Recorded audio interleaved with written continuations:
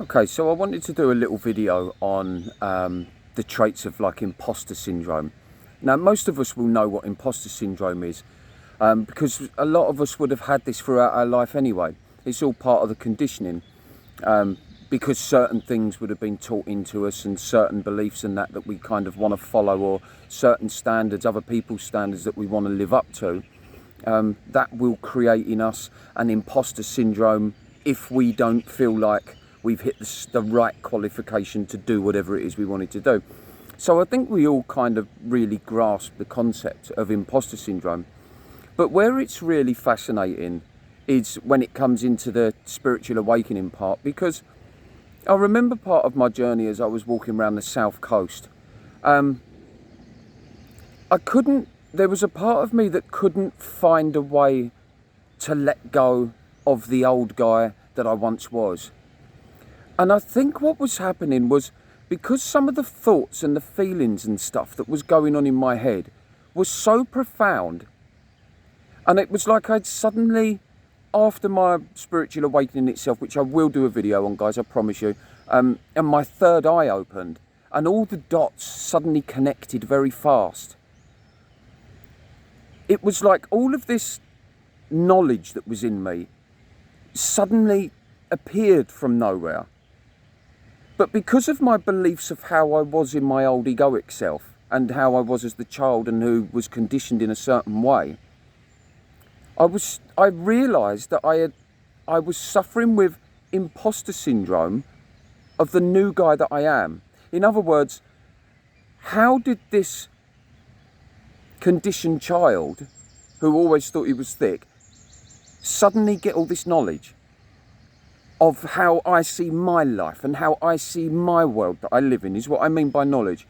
I suddenly acquired all of this in-depth, the only word I can think of is knowledge, but this in-depth knowledge. It was like I became an encyclopedia of my own existence and my own life, and I suddenly understood what everything was about. But then with that, like I've spoke about before, comes the separation part. And with the separation part comes all the separation of the thoughts, feelings and emotions that you would learn whilst you still had the ego. But now the ego's going. So there I am, caught in the throes of my ego going. And it hit me like a ton of bricks. I thought, this new guy that I am that's walking around the south coast and I'm a bit miffed as to where my knowledge had come from. So I was suffering with imposter syndrome of myself. That's just crazy when you actually try and think about that. I'm gonna, bear with me, because I'm gonna try and explain that again, because I'm not sure, because to say you suffer imposter syndrome, that's quite a normal thing to say.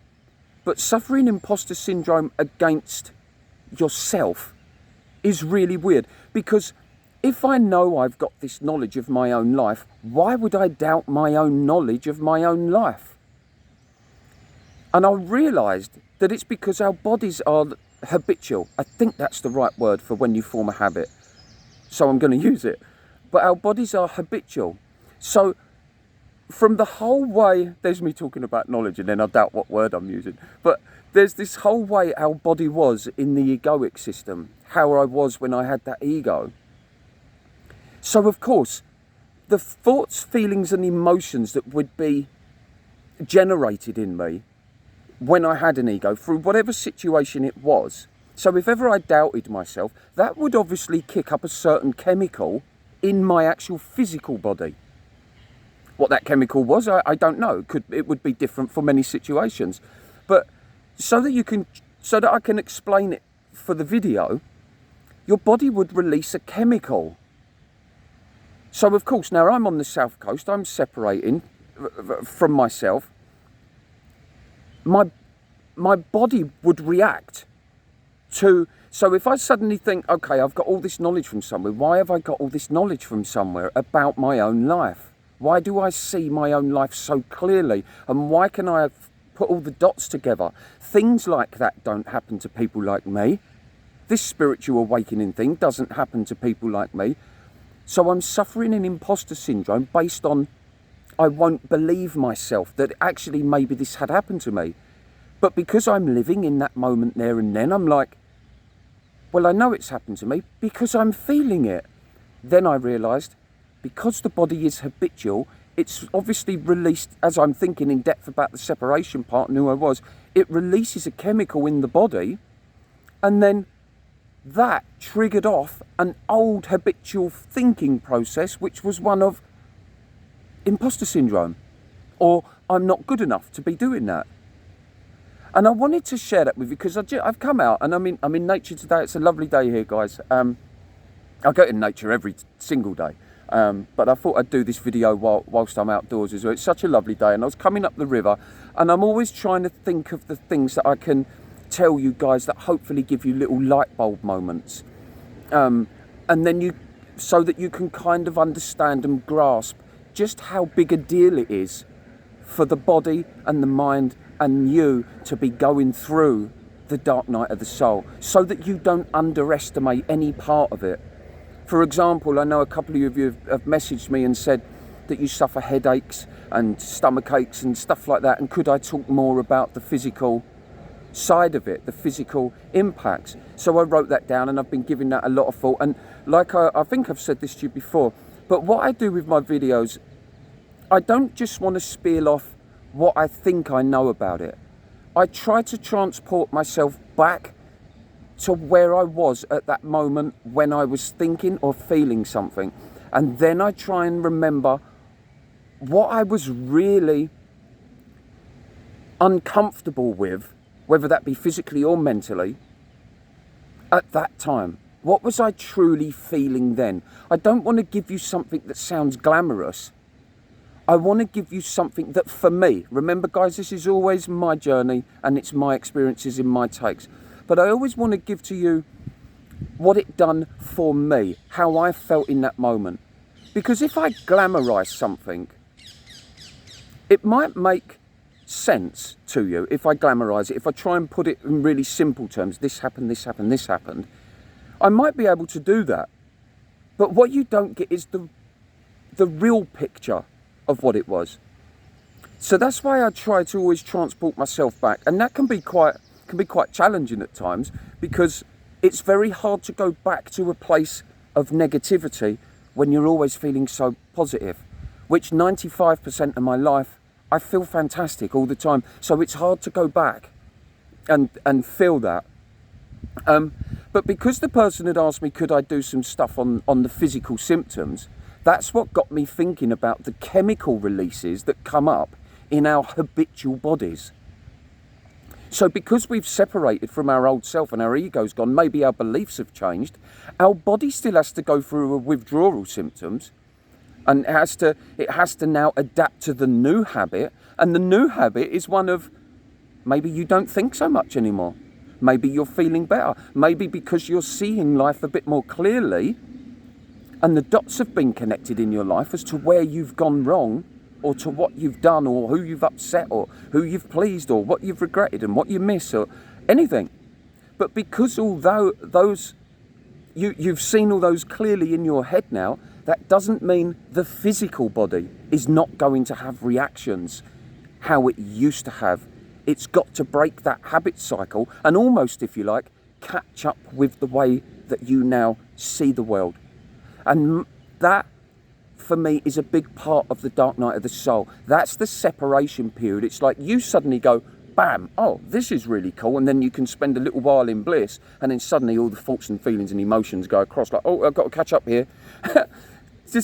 I really hope that makes sense, because that's a fascinating topic. I find that really interesting, because there's a lot more to the dark side of I was going to say Dark Side of the Moon, which is one of my favourite albums, but there's a lot more to the dark night of the soul than I think people are realising. And I think sometimes we're reaching out too far in advance to try and end it.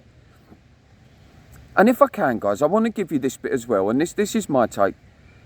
I think some of us sometimes when we're in there, we can really be looking for an answer that suddenly at any point, bam, there it is. The light bulb's going to go on and we're going to see everything in life so clearly, and we're going to know how to exit the dark night of the soul, and then we become one of the people that hit bliss, if you like, or become very happy and settled and comfortable with who they are. Apart from that actual spiritual awakening moment, which happens in some of us, and others it's very gradual. My experience of a spiritual awakening was very sudden, but other people it can take months, other people it can take years. But when we're in the dark night of the soul, some of us can look for that part.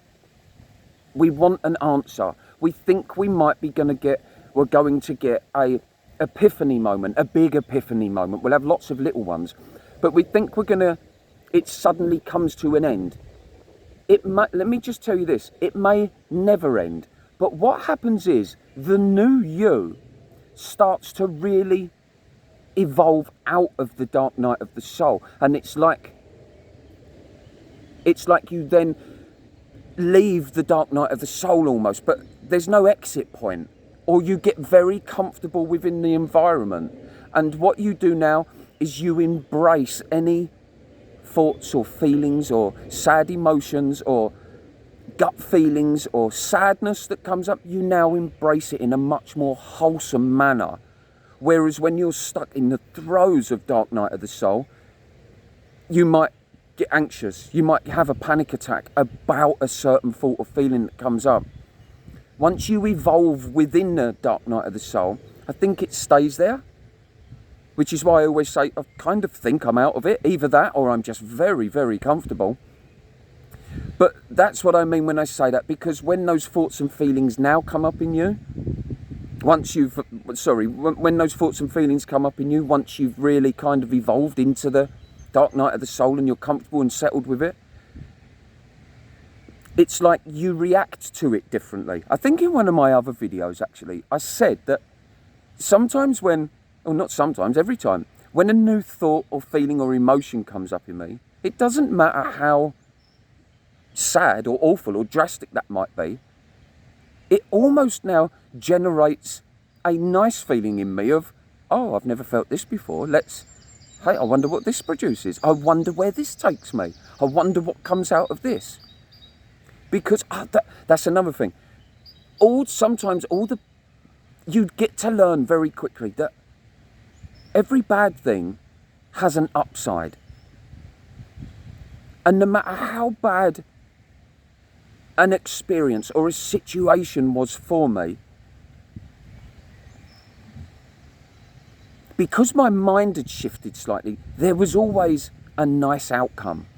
There was always a nice outcome, whether that be I learnt something physically, I learnt something mentally, or something had come into my life, like a new person, or perhaps a new environment that I had indulged in, or in the case of this, my YouTube channel has developed off the back of actually something that was creating great fear in me, which was I still can't quite grasp what it is that I'm all about. I knew I had a message, didn't know really how to deliver it. And this was it, this YouTube channel. And that's maybe why you guys are enjoying these videos. Because you know by now I have a lot of doubt when it comes to am I delivering clearly? But you're still here. You're still here and you're still listening. And you genuinely leave me the best comments. So, and I love you for that. Thank you so much. But I hope some of that, what I've filled you in with there, is quite interesting. I'm sure it is. And at the end of these videos, I always go like this because I can hear, like I say, that old Toby kicking in. You haven't done that right. There's more to say. And this is where I struggle. I have to learn to actually close down. Not close me down, but close this down and bring it to an end. And a bit unlike the Dark Night of the Soul, where there might not be an ending to these videos, I have to know when to end it.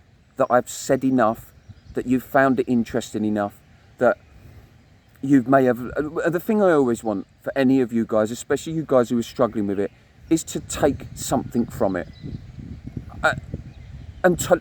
Not just to feel good off the back of it, but to actually learn something from it that then makes it easier for you going forward all the way. That's my deepest hope for these videos that comes out of it. Because I know for me, when I had my little epiphany moments the whole way through the Dark Night of the Soul, they were so uplifting. And it gave me more and more and more hope and focus as to what life was going to be once I'd come out the other side of it. And now I say come out the other side of it, maybe we understand that we actually stay within it, but it's like we develop in through it, we develop out of it, and it kind of gets pushed to our boundaries now. I'm so sorry if my hands keep waving across the camera there. I actually can't really see what I'm looking at because the sun is in my eyes. So if I am waving my hands about a bit, I am sorry, I'm quite expressive with my hands.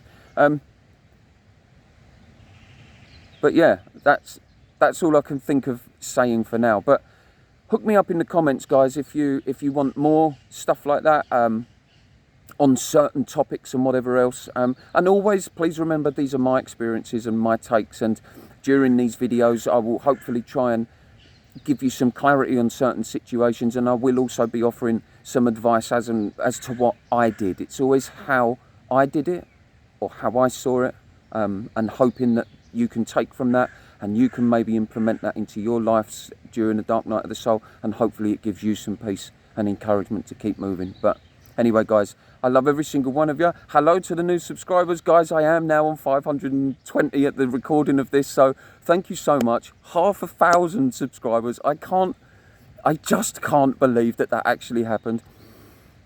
I will do another video on how that actually makes me feel, because it's all to do with the new person that you become outside of the Dark Night of the Soul.